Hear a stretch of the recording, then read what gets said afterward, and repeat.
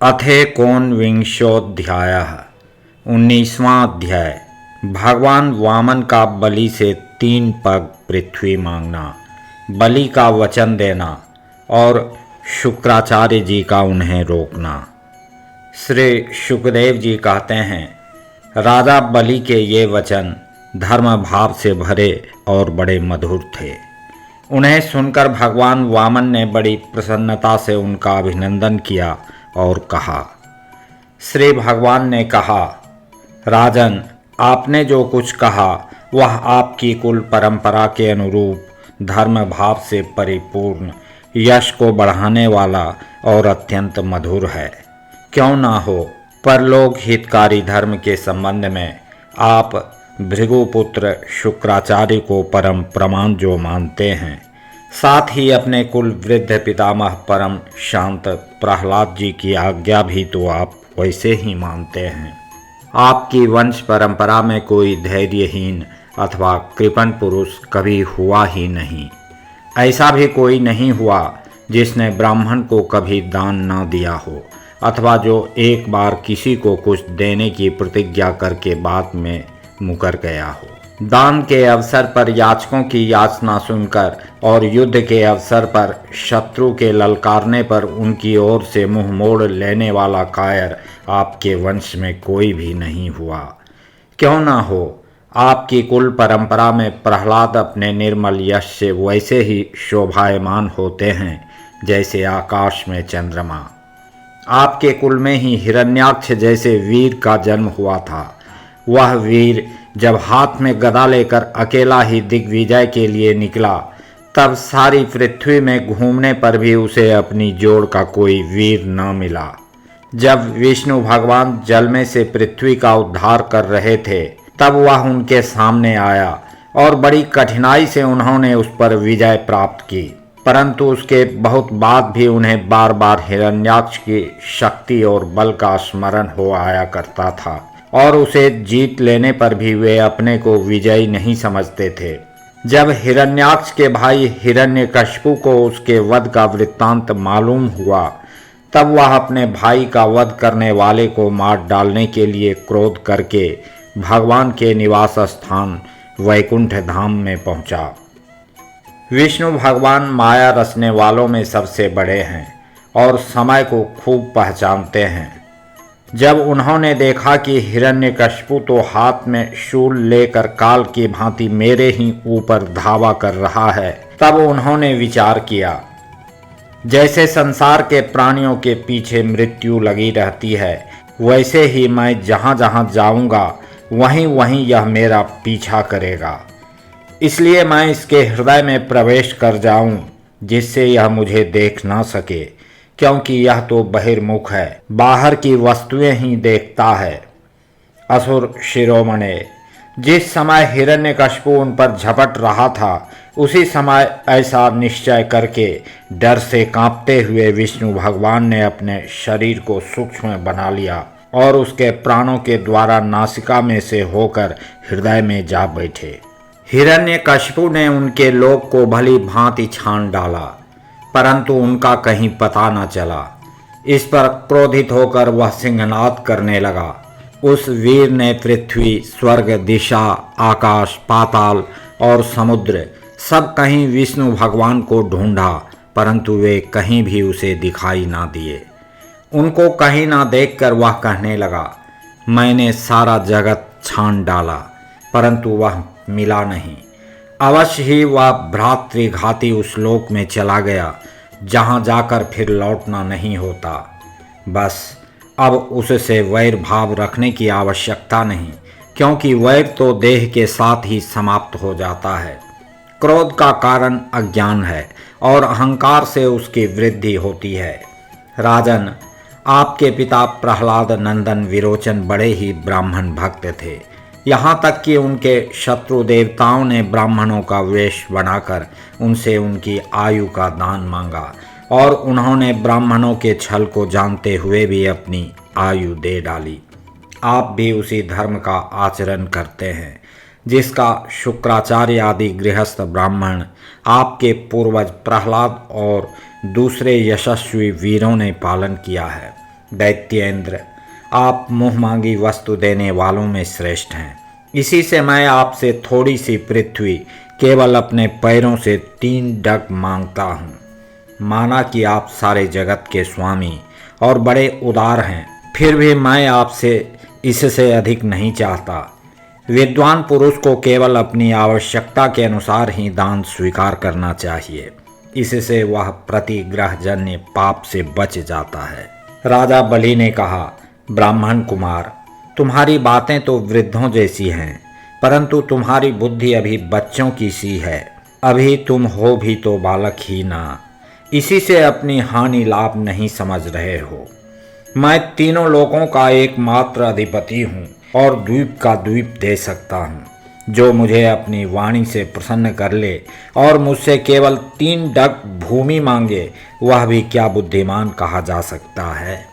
ब्रह्मचारी जी, जो एक बार कुछ मांगने के लिए मेरे पास आ गया, उसे फिर कभी किसी से कुछ मांगने की आवश्यकता नहीं पड़नी चाहिए। अतः अपनी जीविका चलाने के लिए तुम्हें जितनी भूमि की आवश्यकता हो, उतनी मुझसे मांग लो। श्री भगवान ने कहा, राजन, संसार के सब प्यारे विषय एक मनुष्य की कामनाओं को भी पूर्ण करने में समर्थ नहीं हैं, यदि वह अपनी इंद्रियों को वश में रखने वाला संतोषी ना हो। जो 3 पग भूमि से संतोष नहीं कर लेता, उसे 9 वर्षों से युक्त एक द्वीप भी दे दिया जाए तो भी वह संतुष्ट नहीं हो सकता, क्योंकि उसके मन में 7 द्वीप पाने की इच्छा बनी ही रहेगी। मैंने सुना है कि पृथु, गय आदि नरेश 7 द्वीपों के अधिपति थे, परंतु उतने धन और भोग की सामग्रियों के मिलने पर भी वे तृष्णा का पार न पा सके। जो कुछ प्रारब्ध से मिल जाए, उसी से संतुष्ट रहने वाला पुरुष अपना जीवन सुख से व्यतीत करता है, परंतु अपनी इंद्रियों को वश में न रखने वाला तीनों लोकों का राज्य पाने पर भी दुखी ही रहता है, क्योंकि उसके हृदय में असंतोष की आग धधकती रहती है। धन और भोगों से संतोष न होना ही जीव के जन्म मृत्यु के चक्कर में गिरने का कारण है, तथा जो कुछ प्राप्त हो जाए उसी में संतोष कर लेना मुक्ति का कारण है। जो ब्राह्मण स्वयं प्राप्त वस्तु से ही संतुष्ट हो रहता है, उसके तेज की वृद्धि होती है। उसके असंतोषी हो जाने पर उसका तेज वैसे ही शांत हो जाता है जैसे जल से अग्नि। इसमें संदेह नहीं कि आप मुँह मांगी वस्तु देने वालों में शिरोमणि हैं, इसलिए मैं आपसे केवल 3 पग भूमि ही मांगता हूँ। इतने से ही मेरा काम बन जाएगा। धन उतना ही संग्रह करना चाहिए जितने की आवश्यकता हो। राजा बलि हंस पड़े। उन्होंने कहा, अच्छी बात है, जितनी तुम्हारी इच्छा हो उतनी ही ले लो। यों कहकर वामन भगवान को 3 पग पृथ्वी का संकल्प करने के लिए उन्होंने जलपात्र उठाया। शुक्राचार्य जी सब कुछ जानते थे, उनसे भगवान की यह लीला भी छिपी नहीं थी। उन्होंने राजा बलि को पृथ्वी देने के लिए तैयार देखकर उनसे कहा। शुक्राचार्य जी ने कहा, विरोचन कुमार, ये स्वयं अविनाशी भगवान विष्णु हैं। देवताओं का काम बनाने के लिए कश्यप की पत्नी अदिति के गर्भ से अवतीर्ण हुए हैं।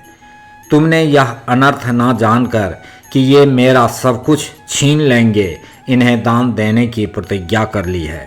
यह तो दैत्यों पर बहुत बड़ा अन्याय होने जा रहा है। इसे मैं ठीक नहीं समझता।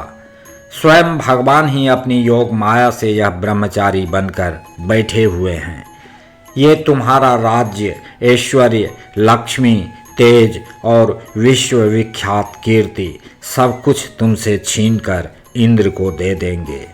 ये विश्व रूप हैं, 3 पग में तो ये सारे लोगों को नाप लेंगे। मूर्ख, जब तुम अपना सर्वस्व ही विष्णु को दे डालोगे तो तुम्हारा जीवन निर्वाह कैसे होगा।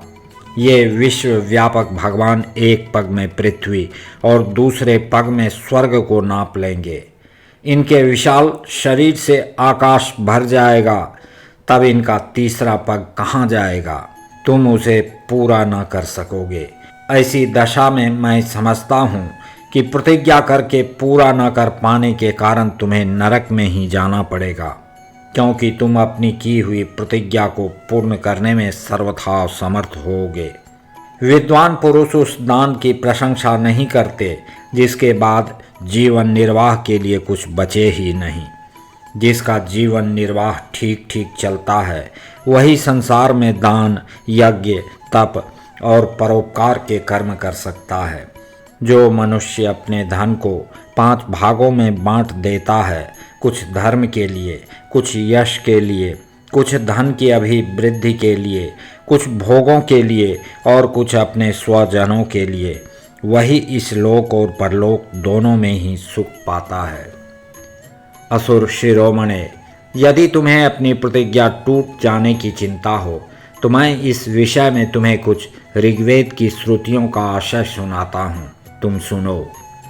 श्रुति कहती है, किसी को कुछ देने की बात स्वीकार कर लेना सत्य है और नकार जाना अर्थात अस्वीकार कर देना असत्य है। यह शरीर एक वृक्ष है और सत्य इसका फल फूल है, परंतु यदि वृक्ष ही ना रहे तो फल फूल कैसे रह सकते हैं? क्योंकि नकार जाना, अपनी वस्तु दूसरे को ना देना, दूसरे शब्दों में अपना संग्रह बचाए रखना, यही शरीर रूप वृक्ष का मूल है। जैसे जड़ ना रहने पर वृक्ष सूख कर थोड़े ही दिनों में गिर जाता है, उसी प्रकार यदि धन देने से अस्वीकार ना किया जाए तो यह जीवन सूख जाता है, इसमें संदेह नहीं। हाँ, मैं दूंगा, यह वाक्य ही धन को दूर हटा देता है, इसलिए इसका उच्चारण ही अपूर्ण अर्थात धन से खाली कर देने वाला है। यही कारण है कि जो पुरुष हाँ मैं दूंगा ऐसा कहता है वह धन से खाली हो जाता है। जो याचक को सब कुछ देना स्वीकार कर लेता है वह अपने लिए भोग की कोई सामग्री नहीं रख सकता। इसके विपरीत मैं नहीं दूंगा, यह जो अस्वीकारात्मक असत्य है वह अपने धन को सुरक्षित रखने तथा पूर्ण करने वाला है, परंतु ऐसा सब समय नहीं करना चाहिए। जो सबसे सभी वस्तुओं के लिए नहीं करता रहता है उसकी अपकीर्ति हो जाती है। वह तो जीवित रहने पर भी मृतक के समान ही है।